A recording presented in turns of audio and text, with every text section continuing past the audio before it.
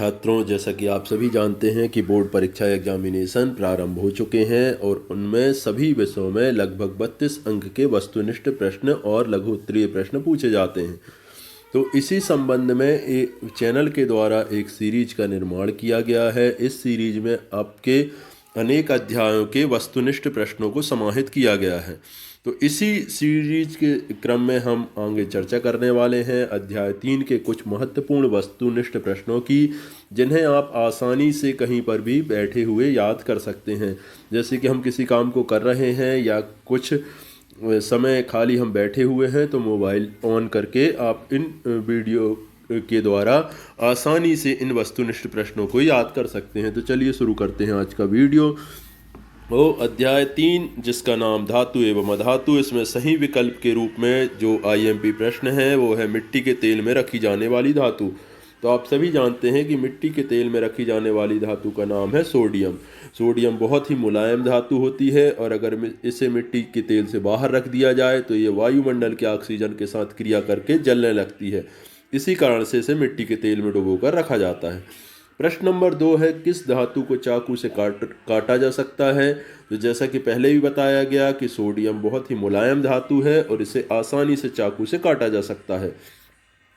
अगला इसमें प्रश्न है, सबसे ज़्यादा क्रियाशील धातु कौन सी है? तो सक्रियता श्रेणी के आधार पे आप देख सकते हैं कि सबसे अधिक जो क्रियाशील धातु है उसका नाम है पोटेशियम और सबसे कम क्रियाशील धातु जो है उसका नाम है गोल्ड या सोना।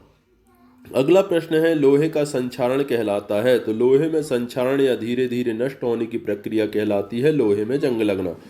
इसमें अगला प्रश्न है, निम्नलिखित में से कौन सा तत्व धातु नहीं है? तो आप ऑप्शन देख सकते हैं कि कुछ ऑप्शन दिए गए हैं आपके प्रश्न में, जैसे सोडियम, कार्बन, पोटेशियम और जिंक। तो यहाँ पर कार्बन जो है धातु ना होकर क्या चीज़ है? अधातु है, इसीलिए इसका सही आंसर है कार्बन। अगला प्रश्न है, निम्न में से विद्युत की कुचालक धातु है? तो लेड जो ऑप्शन है आपके उसमें लेड ऐसी धातु है जो विद्युत की कुचालक है। द्रव्य अवस्था में पाई जाने वाली धातु जो अधिकांश प्रश्न पत्रों में पूछी गई है उसका नाम है पारा। पारा धातु होते हुए भी द्रव्य अवस्था में पाई जाती है। इसके बाद है, अपर रूपता का गुण प्रदर्शित करता है? तो गंधक और सल्फर। तो गंधक जो होता है वो अपर रूपता का गुण प्रदर्शित करता है। अपर रूपता अर्थात यह एक से अधिक रूपों में प्रकृति में पाया जाता है। फिर द्रव्य अधातु है, यह प्रश्न भी बहुत महत्वपूर्ण है। द्रव्य अधातु जो है उसका नाम है ब्रोमीन। ब्रोमीन अधातु होते हुए भी द्रव्य अवस्था में पाया जाता है। इसके पश्चात अध्याय 3 में कुछ ऐसे प्रश्न जो सही जोड़ी के रूप में पूछे जा सकते हैं खालिस्तान के रूप में, तो उनको हम और देख लेते हैं। तो अध्याय 3 में है, सही जोड़ी बनाइए चमकदार अधातु। तो चमकदार अधातु जो है उसका नाम है आयोडीन। आयोडीन अधातु होते हुए भी इसमें चमक का गुण पाया जाता है। फिर द्रव्य धातु, जैसे कि आपने पिछले प्रश्न में देखा, द्रव्य धातु का नाम है ब्रोमीन। ज़्यादा क्रियाशील धातु, तो ज़्यादा क्रियाशील धातु जो सक्रियता श्रेणी में सबसे ऊपर है उसका नाम है पोटेशियम और सबसे कम क्रियाशील धातु तो उसका नाम है गोल्ड या सोना। इसके पश्चात सही जोड़ी में अगला क्रम है, आप देख सकते हैं कि तांबा। तो तांबा क्या है? तो तांबा वास्तव में है धातु। तांबा क्या है? ऑप्शन के अनुसार धातु। कार्बन क्या है? तो कार्बन है अधातु। इसके बाद है जर्मन सिल्वर। तो जर्मन सिल्वर है मिश्र धातु। मिश्र धातु अर्थात जब दो या दो से अधिक धातुएं आपस में मिलती हैं तो बनने वाली धातु को कहते हैं मिश्र धातु। इसके पश्चात है मॉलिब्डियम।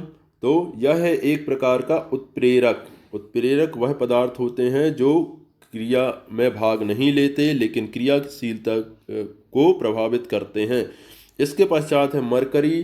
तो मरकरी जो ऐसी धातु है जो धातु होते हुए भी द्रव्य अवस्था में पाई जाती है। इसके पश्चात अगली सही जोड़ी है इसी अध्याय में कि धातुएं। तो धातुएं अधिकांश कैसी होती हैं? तो धातुएं विद्युत और ऊष्मा की सुचालक होती हैं। तो यहाँ पर आ जाएगा सुचालक। फिर Fe2O3। तो Fe2O3 जो है वो है हेमेटाइट। हेमेटाइट अर्थात लोहे का अयस्क। इसके पश्चात है Al2O3, तो Al2O3 है एल्यूमिनिया का सूत्र। इसके पश्चात है एल्युमिनियम, तो एल्युमिनियम की अयस्क धातु है बॉक्साइड। और इसके पश्चात है पारा, तो पारा जो है द्रव्य अवस्था में पाई जाने वाली धातु है। इसके पश्चात हम देखेंगे अध्याय 5 के कुछ वस्तुनिष्ठ प्रश्न। अध्याय 5 जो कि इस बार वस्तुनिष्ठ प्रश्न के रूप में 2 अंक का इस अध्याय से प्रश्न पूछे जाएंगे, जिसका नाम है तत्वों का आवर्त सारणी। तो यहाँ पर हम देख सकते हैं कि रिक्त स्थानों की पूर्ति कीजिए। तो सबसे पहला रिक्त स्थान है, खालिस्तान ने अष्टक नियम दिया था। तो यहाँ पर अष्टक नियम किसके द्वारा प्रतिपादित किया? तो न्यूलैंड नामक वैज्ञानिक ने अष्टक का नियम दिया था। फिर खालिस्तान ने त्रिक नियम प्रतिपादित किया, तो डॉबेराइनर नामक वैज्ञानिक ने त्रिक का नियम दिया था। इन्होंने तत्वों को त्रिक के आधार पर 3-3 की श्रेणियों में परमाणु द्रव्यमान के आधार पर प्रतिपादित किया था। इसके पश्चात है खालिस्तान ने आधुनिक आवर्त सारणी प्रतिपादित की। तो मोसले नामक जो हेनरी मोसले नामक वैज्ञानिक हुए, उन्होंने आवर्त सारणी प्रतिपादित की, जो हम आधुनिक आवर्त सारणी के रूप में जिनका हम अध्ययन करते हैं। खालिस्तान के आधार पर मेंडलीफ ने अपनी आवर्त सारणी तैयार की। तो मेंडलीफ की आवर्त सारणी का प्रमुख आधार था परमाणु द्रव्यमान।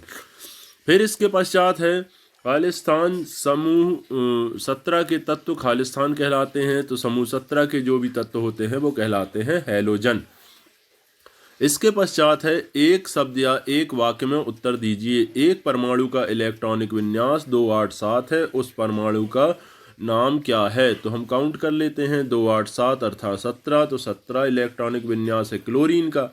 इसके पश्चात आधुनिक आवर्त सारणी में तत्वों की समूहों की संख्या कितनी है? तो आधुनिक आवर्त सारणी में 18 समूह बनाए गए हैं। फिर आधुनिक आवर्त सारणी में सबसे अधिक वैद्युत ऋणात्मक तत्व कौन सा है? तो फ्लोरीन जो है वो आधुनिक आवर्त सारणी में सबसे अधिक विद्युत ऋणात्मक तत्व है। फिर इसके पश्चात है तत्वों की आवर्त सारणी की क्षैतिज पंक्तियां क्या कहलाती हैं? तो तत्वों की आवर्त सारणी की जो क्षैतिज पंक्तियां होती हैं वो कहलाती हैं आवर्त। इसके पश्चात हेनरी मोसले की आधुनिक आवर्त सारणी किस आधार पर तैयार की गई?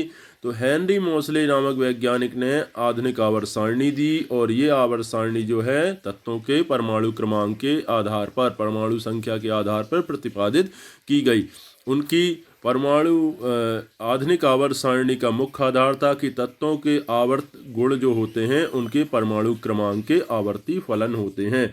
तो आज के वीडियो में इतना ही। मिलते हैं अगले सीरीज में। तो अगली सीरीज देखने के लिए वीडियो के डिस्क्रिप्शन बॉक्स में लिंक दी गई है, जहां से आप और अध्यायों के वस्तुनिष्ठ प्रश्नों का अध्ययन आसानी से इसी प्रकार से कर सकते हैं। अगर चैनल पसंद आए तो चैनल को सब्सक्राइब करें और वीडियो को लाइक करें। मिलते हैं अगले वीडियो में, तब तक के लिए जय हिंद, जय भारत।